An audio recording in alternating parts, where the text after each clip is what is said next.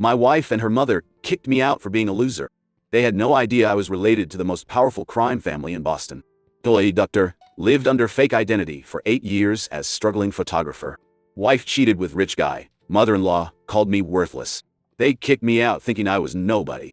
Plot twist. I'm nephew to Vincent Torino, Boston's most feared boss. What they didn't know, the rich boyfriend's family owed my uncle $400,000. And I'd been protecting them from my real world for years. Time to remove that protection. For those asking about the legal aspects, this is a work of fiction inspired by classic crime stories. Any resemblance to real people or events is purely coincidental.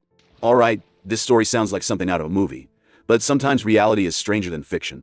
I'm sharing this because people need to understand that everyone has a past, and sometimes the quiet guy you underestimate has connections you never imagined. For 8 years, I lived a complete lie. My name wasn't even real. To my wife, Tiffany, and her mother, Brenda, I was Connor Walsh, a struggling freelance photographer who barely made ends meet. They had no idea that Connor Walsh was a fabricated identity, created when I fled my old life at 22. My real name is Connor Torino. Vincent Torino is my uncle, one of Boston's most influential businessmen. Let's just say his business interests weren't always conventional. I had left that world behind, tired of the constant stress and dangerous lifestyle. I changed my identity, moved to suburban Connecticut, and tried to build something normal and peaceful. I met Tiffany at a coffee shop 8 years ago. Her sweet smile made me believe I could actually be the man I was pretending to be. Her mother Brenda welcomed me at first, charmed by my quiet demeanor and the way I treated her daughter with respect. But 8 years of financial struggle had worn away their patience. My photography business made just enough to cover rent and groceries, nothing more. I refused to take money from my uncle because I knew what strings would be attached to that help. Instead, I watched Tiffany grow resentful, and Brenda grow increasingly hostile toward me. The breaking point came on a humid Tuesday in July. I returned from a wedding shoot to find Tiffany's car in the driveway alongside a silver BMW I didn't recognize. I entered through the back door and heard voices from the living room. "Can't keep pretending forever," a male voice was saying. "You deserve better than this situation." I peered around the corner and saw Tiffany pressed against a tall man with perfect hair and expensive clothes. Blake Morrison, the investment banker who'd been helping Tiffany with her finances for the past 3 months. "I know," Tiffany whispered, her hand on Blake's chest, "but Connor's so dependent on me. He'd fall apart without me." Blake laughed coldly. "Let him fall apart. You're wasting your life on a failure." I retreated to my dark room where I developed photos from the wedding. As I worked, I thought about the phone in my pocket, the one Tiffany didn't know about. The phone that connected me to Vincent Torino and the life I tried to leave behind. You see, I'd been taking pictures of Blake and Tiffany for weeks. Not just their affair, their meetings at banks, their visits to real estate offices, their conversations about my pathetic existence. They were planning to sell my photography equipment and use the money for a down payment on a condo. After they got rid of me, of course. That evening, I sat at the kitchen table, editing photos, when Tiffany came home.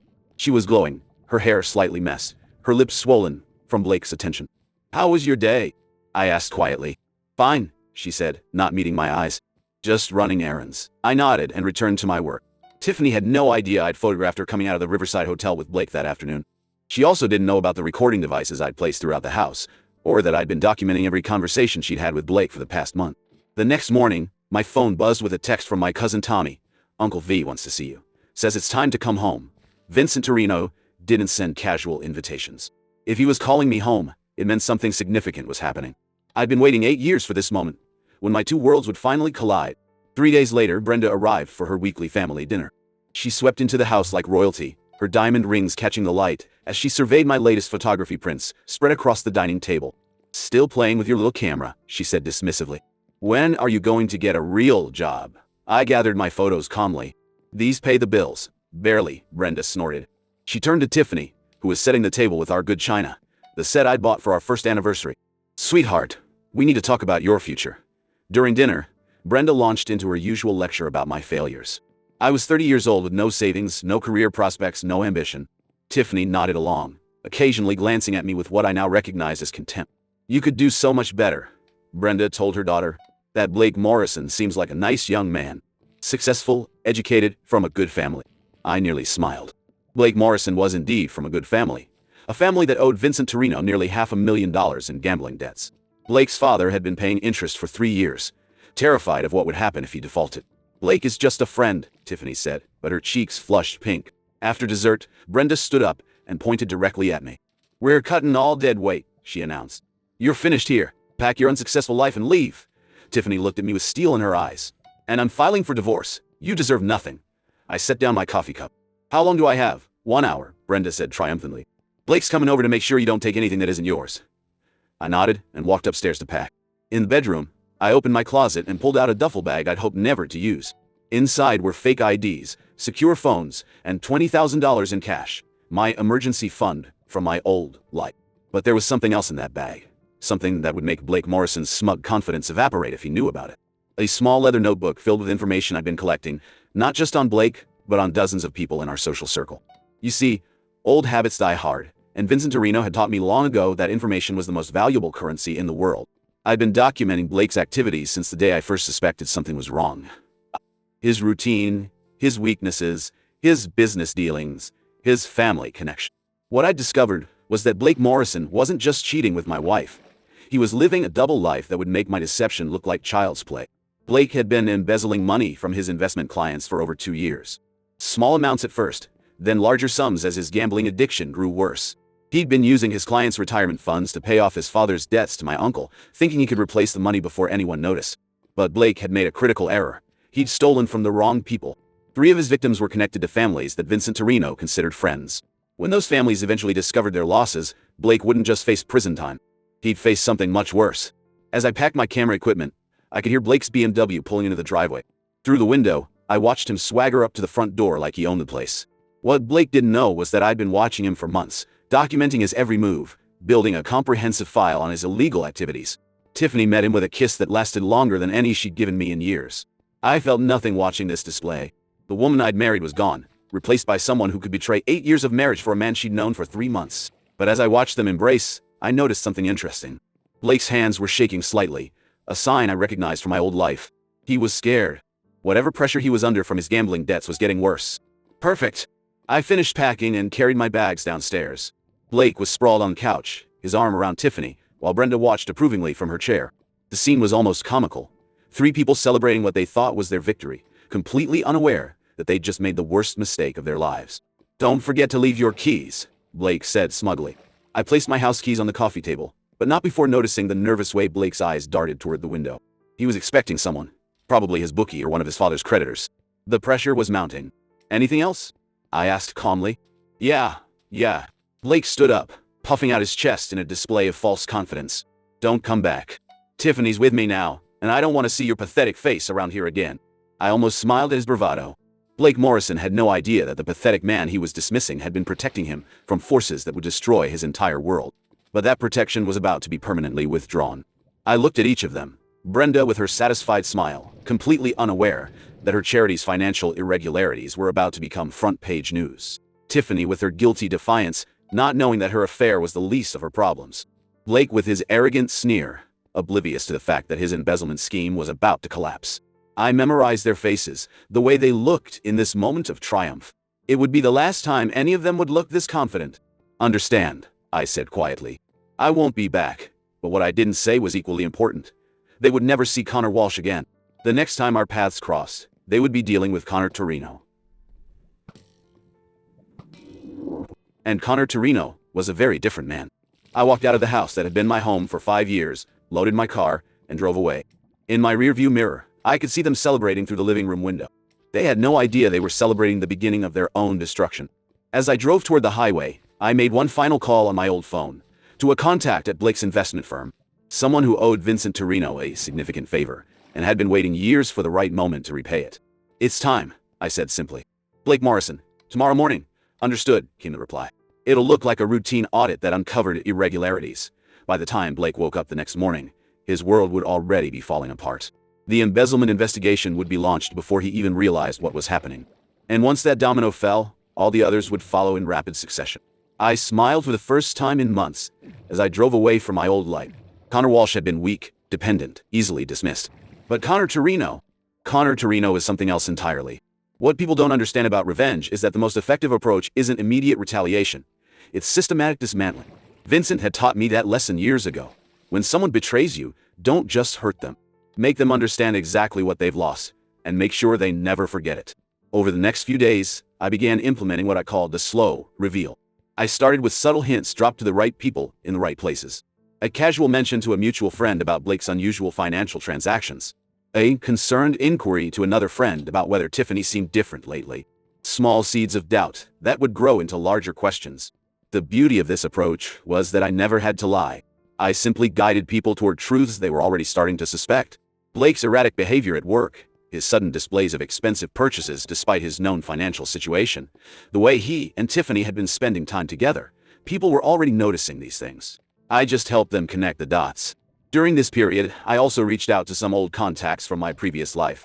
Not Vincent's people, but legitimate professionals who had crossed paths with our family's business interests. A forensic accountant who specialized in uncovering financial fraud. A private investigator who worked exclusively with high-profile divorce cases. A journalist who covered white-collar crime.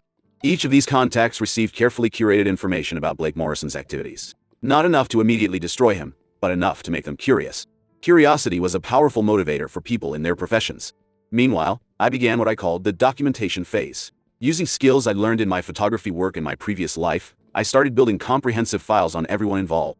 Blake's daily routines, his business associates, his known weaknesses, Tiffany's new habits, her spending patterns, her emotional vulnerabilities, Brenda's charity work, her social connections, her financial arrangements. This wasn't just about gathering evidence, it was about understanding my targets completely.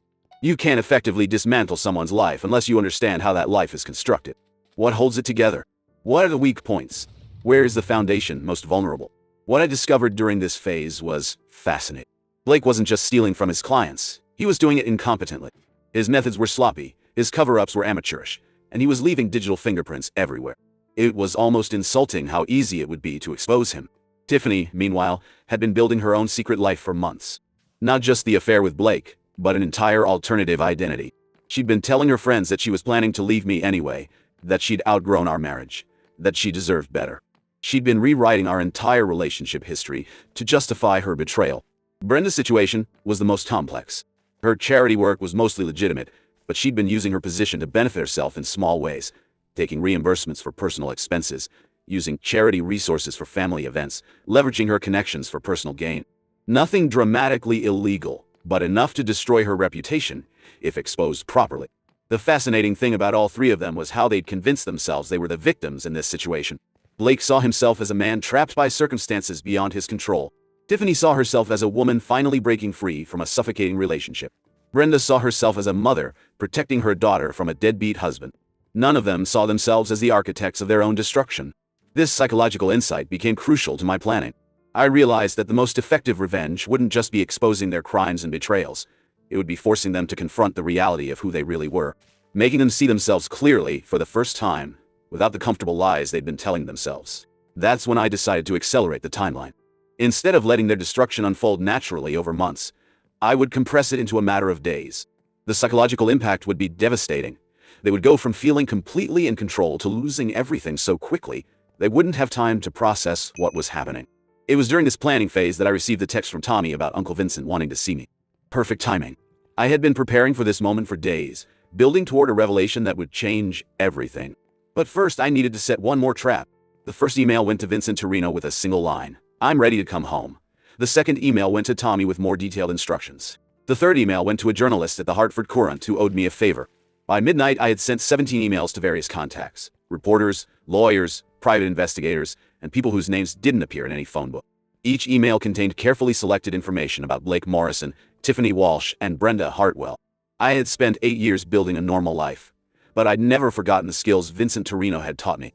I knew how to gather information, how to find weaknesses, and how to neutralize threats. Tomorrow my old life would catch up with my new one. I woke up at 5 a.m. and drove to a diner 20 miles from my old house. I ordered coffee and opened my laptop, checking the encrypted messages that had been flooding my inbox all night. Vincent Torino had responded first: "Welcome home, nephew. Tommy's bringing a care package. Make them pay." The care package arrived at 6 a.m. in the form of Tommy Torino himself, driving a black SUV with tinted windows. Tommy was my age, but looked older, his face marked by too many confrontations. He slid into the booth across from me and pushed a manila envelope across the table.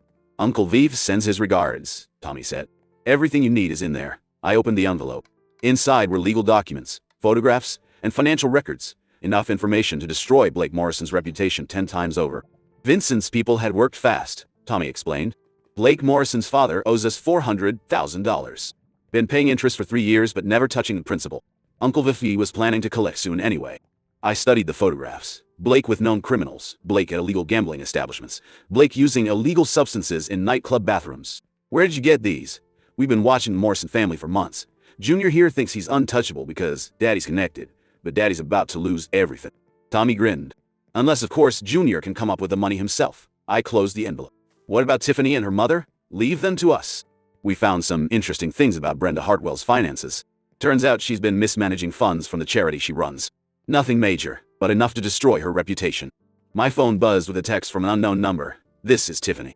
Where are you? We need to talk. I showed Tommy the message. They're getting nervous, he said. Good. Let them worry. #. The story breaks at 7 a.m. My journalist contact called. Jesus, Connor, where did you get this information? The Morrison story alone is front-page material. Can you run it today? I'm already writing it, but I need to verify sources. This Blake Morrison guy is connected to some serious people. I know, I said. That's the point. By 8 a.m. I had received confirmation from 6 different news outlets. The story would break simultaneously across print, online, and television. Blake Morrison's substance abuse, his father's gambling debts, his connections to organized crime, all of it would be public by noon. I drove to a parking garage downtown and called Tiffany from a secure phone. Connor, where are you? Her voice was strained. Does it matter? Look, maybe we were too harsh yesterday. Brenda was just upset. And Blake was what? Protecting his investment? Silence on the other end? I know about the affair, Tiffany. I've known for months. Connor, please. I also know about your plans to sell my equipment, about the condo you were going to buy, about everything. How would you? I'm a photographer, remember? I take pictures. I also record conversations. Tiffany's breathing became rapid. What do you want? I don't want anything from you. I never did. I just wanted you to love me. I did love you. No, you didn't. You loved the idea of fixing me, of being the woman who saved the broken man. But when I didn't become what you wanted, you threw me away.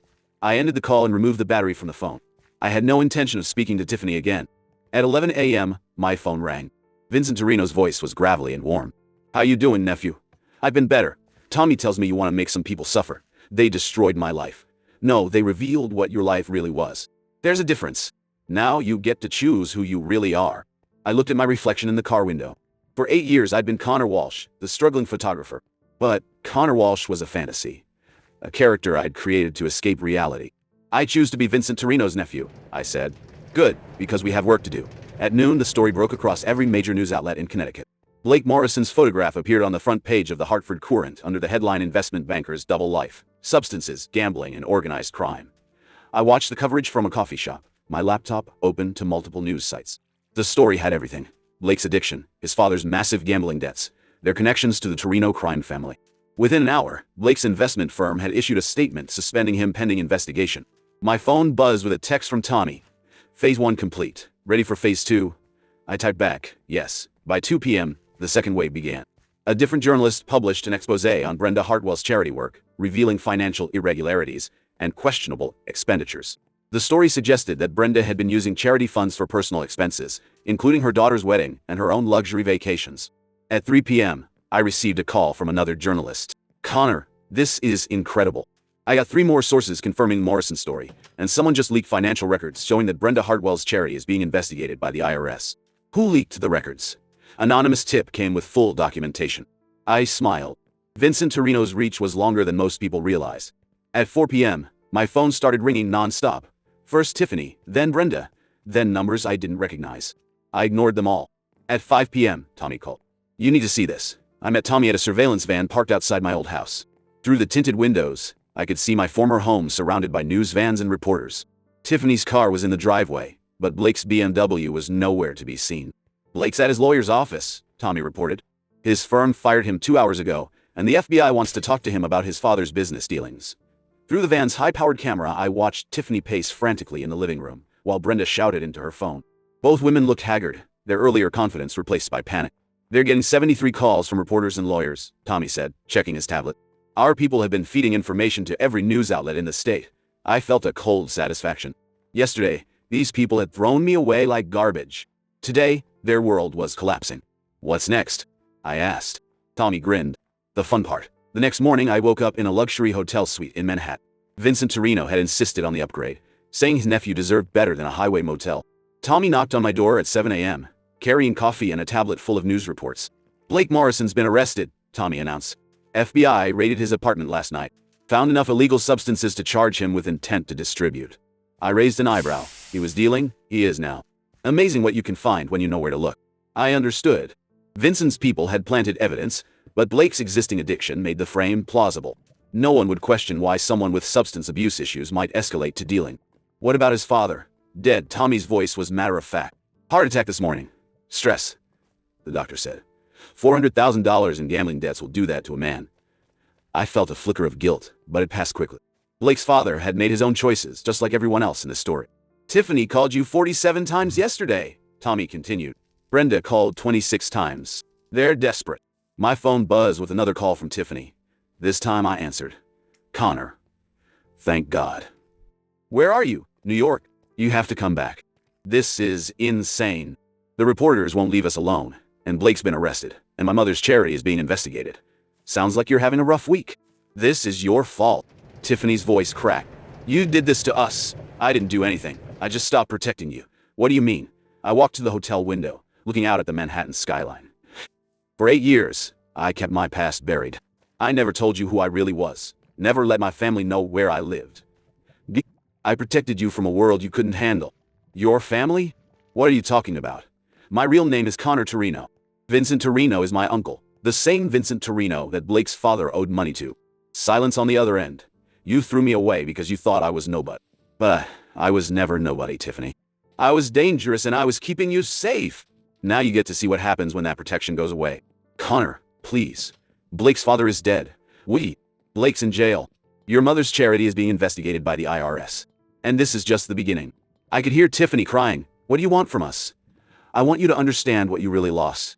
You didn't lose a failure of a husband. You lost the only person who ever loved you enough to give up everything for you. I ended the call and turned off my phone. The final act.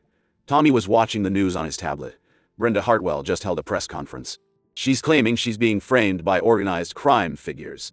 How'd that go? About as well as you'd expect.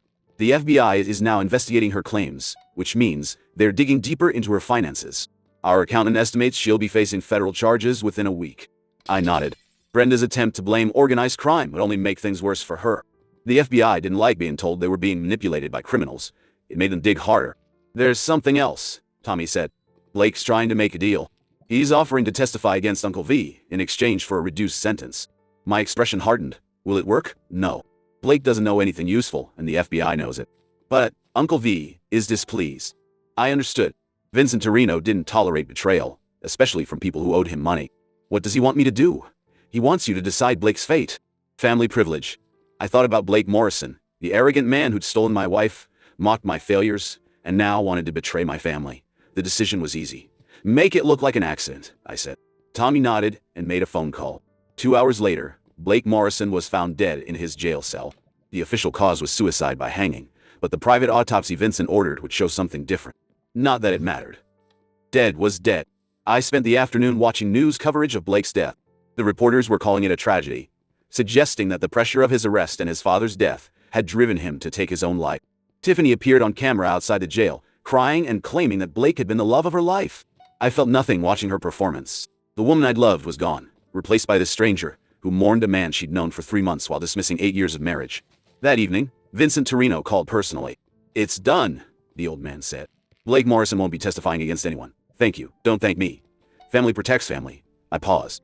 I want to stay in New York. Good. I have work for you. Real work. Not this suburban pretense. You ready to be who you really are? I looked at my reflection in the hotel window. The mild-mannered photographer was gone, replaced by someone harder, colder, more dangerous. I'm ready. Connor Torino sat in a Brooklyn restaurant owned by his uncle, reading a newspaper article about Tiffany Walsh's bankruptcy proceedings.